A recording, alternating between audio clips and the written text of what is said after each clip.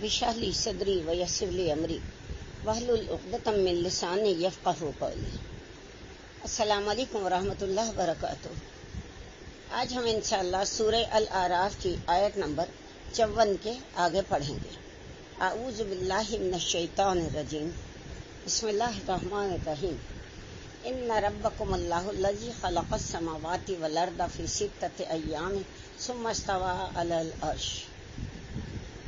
बेशक तुम्हारा परवरदिगार वही अल्लाह है जिसने पैदा किए आसमान और ज़मीन 6 दिनों में, फिर वो मुसावी हुआ अर्श पर। इन्ना बेशक, रब्बा रब, कुम तुम सबका, अल्लाह तुम्हारा सबका रब वही अल्लाह है। अल्लाजी वो जो, खलक़ा जिसने पैदा किए, अस्समावाती आसमान, वल अर्दा और ज़मीन, फी में सित्तति 6, अय्यामिन दिन, सुम्मा फिर, इस्तवा मुसावी हुआ, मुतमक्किन हुआ, अलल अर्श अर्श पर। अर्श की हकीकत और अल्लाह ताला के अर्श पर मुतमक्किन होने की कैफियत हमारे तसव्वुर से बालातर है। इस लिहाज से ये आयत मुताशाबिहात में से है। इसकी असल हकीकत को अल्लाह ही जानता है। मुमकिन है वाक़तन ये कोई मुजस्सम शय हो और किसी ख़ास जगह पर मौजूद हो, और ये भी हो सकता है कि महज इस्तिआरा हो। युग़शिल लैलन नहारा यतलबुहु हसीसा, वो ढांप देता है रात को दिन पर और दिन को रात पर, जो उसके पीछे लगा आता है दौड़ता हुआ। युग़शी वो ढांप देता है, लैला रात को, नहारा दिन पर, यतलुबुहु वो तलब करता है, वो पीछे आता है, हसीसन दौड़ता हुआ, यानी दिन रात के पीछे आता है और रात दिन के पीछे आती है। वश्शम्स वल क़मर वन नजूम मुसख़्ख़रातिन बिअम्रिह, और उसने चाँद, सूरज, सितारे पैदा किए जो उसके हुक्म से अपने अपने कामों में लगे हुए हैं। वाह, और अशम्सा सूरज, वल क़मरा और चाँद, वन नजूमा नजम की जमा है सितारे, मुसख़्ख़रातिन मुसख़्ख़र कर दिए, पैदा कर दिए, बेअम्रिही उसके हुक्म से, उसके कामों में लगे हुए, अपने अपने कामों में लगे हुए हैं।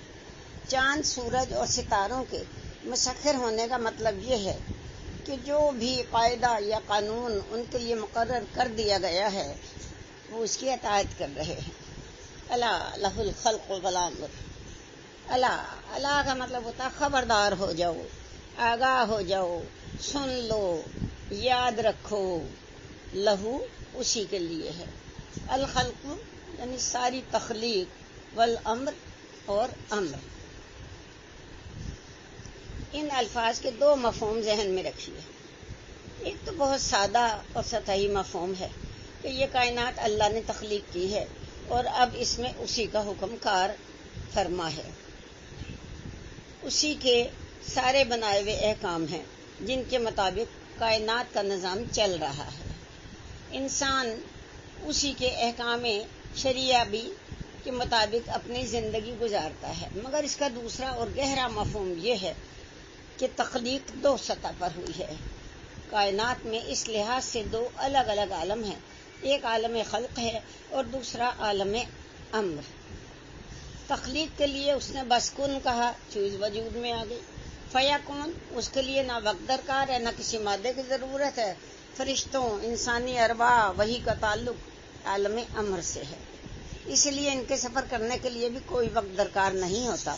फरिश्ता आँख झपकने में ज़मीन से 7वें आसमान पे पहुँच जाता है।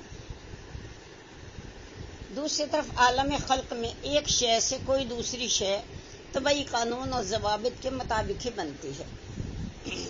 इसमें मादा भी दरकार होता है, वक्त भी लगता है। जैसे रहम मादर में बच्चे की तख्लीक में कई माह लग जाते हैं। आम की गुठली से पौधा उगने और बढ़कर दरख्त बनने के लिए कई साल का वक्त दरकार होता है। आलम खल्क़ में जब ज़मीन और आसमानों की तख्लीक होती है तो कुरान के मुताबिक ये 6 दिन में मुकम्मल हुई। ये आयत अभी तक मुतशाबहात में है। इसकी हकीकत के बारे में अल्लाह ही जानता है कि इन 6 दिनों से कितना ज़माना मुराद है। اس کا دورانیہ کئی لاکھ سال پر بھی محیط ہو سکتا ہے۔ خود قرآن کے مطابق ہمارا ایک دن اللہ کے نزدیک 1,000 سال کا بھی ہو سکتا ہے اور 50,000 سال کا بھی ہو سکتا ہے۔ تبارک اللہ رب العالمین، بہت ہی بابرکت ہے اللہ جو تمام جہانوں کا رب ہے۔ تبارک اللہ، بہت ہی بابرکت ہے اللہ رب العالمین جو تمام جہانوں کا رب ہے۔ ادعوا ربکم تضرعا وخفیہ انہ لا یحب المعتدین، پکارتے رہا کرو اپنے رب کو عاجزی کے ساتھ اور چپکے چپکے، یقیناً وہ حد سے گزرنے والوں کو پسند نہیں کرتا۔ ادعو یعنی دعا کیا کرو، پکارا کرو، ربکم تم سب اپنے رب کو، تضرعاً عاجزی کے ساتھ، وخفیہ اور چپکے چپکے، انہ بے شک وہ، لا نہیں، یحب پسند کرتا، المعتدین حد سے بڑھ جانے والوں کو۔ گویا زیادہ بلند آواز سے دعا مانگنا اللہ کے ہاں پسندیدہ نہیں ہے۔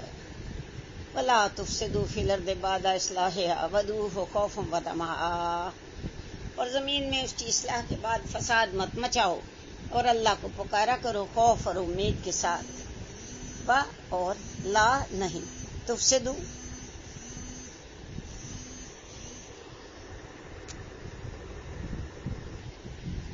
وَلَا تُفْسِدُوا فِي الْأَرْضِ بَعْدَ إِصْلَاحِهَا وَادْعُوهُ خَوْفًا وَطَمَعًا، اور نہ زمین پر فساد مچاؤ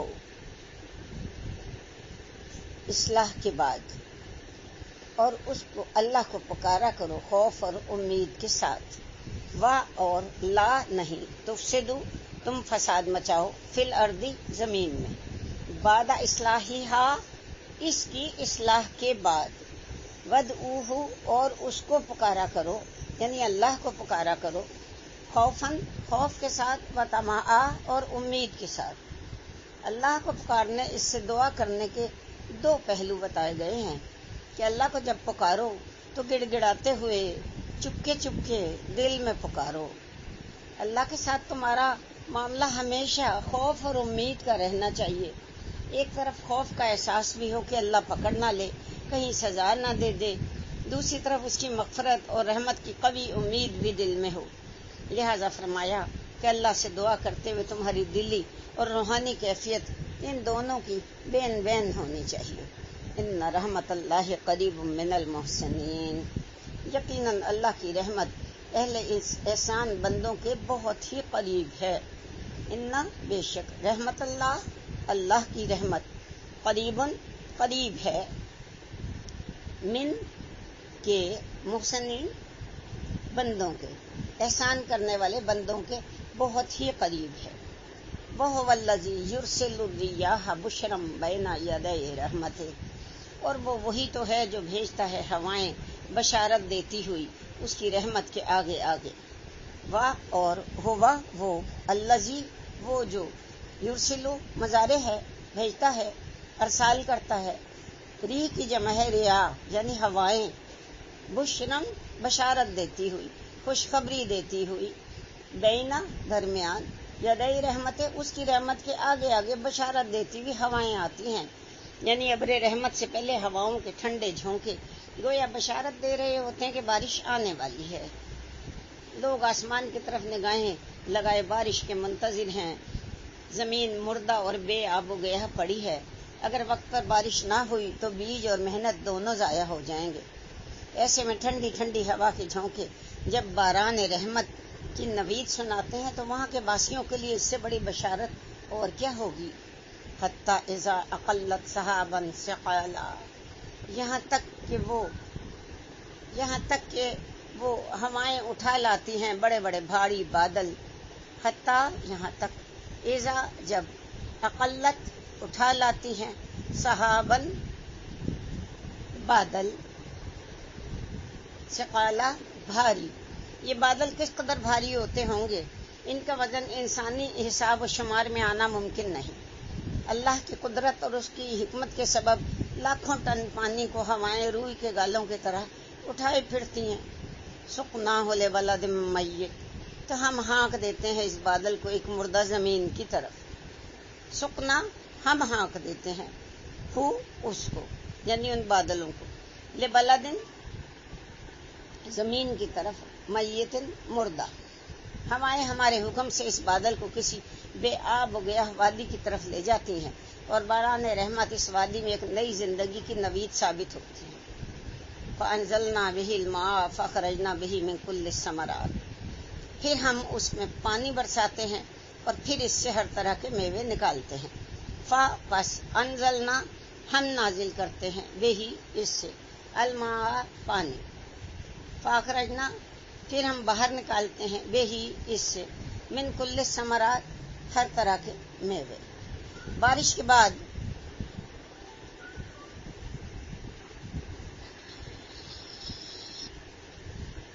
بعد وہ خشک اور مردہ زمین گھاس، فصلوں اور پھلدار پودوں کی رویدگی کی شکل میں اپنے خزانے اگل دیتی ہے۔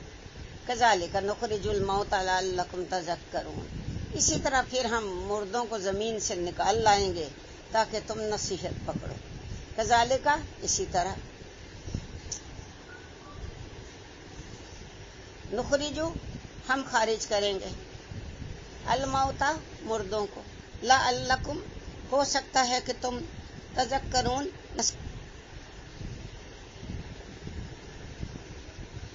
دراصل بادلوں اور ہواؤں کے مظاہر کی تفصیل بیان کر کے ایک عام ذہن کی تشبیہ کے ذریعے بعد الموت حقیقت کی طرف متوجہ کرنا مقصود ہے۔